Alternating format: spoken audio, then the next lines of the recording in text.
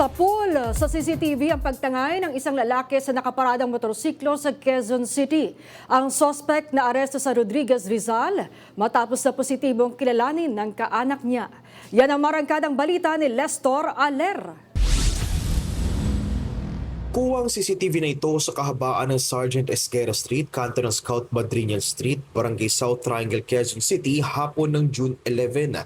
Kita ang isang lalaki na nakaitim na hoodie na papunta sa mga nakaparadang motorsiklo. Maya-maya, may tinanggal ng lalaki sa harap na isang motorsiklo tsaka sumakay at humarurot papalayo.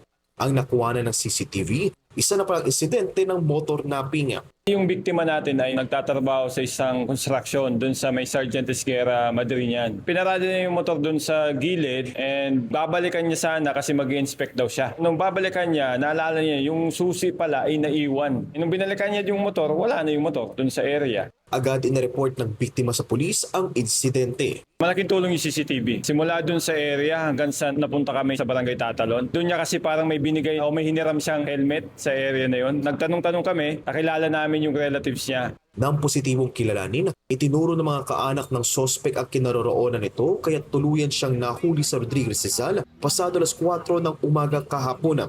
Pero hindi na nabawi ang ninakaw ng motorsiklo.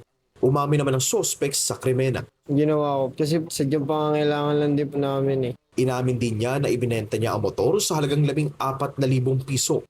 Sinampahan na ng paglabag sa Anti-Carnapping Act of 2016 ng sospek.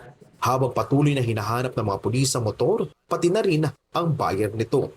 Ako si Lestor Aler ng PRTV News, nagseserbisyo para sa Pilipino.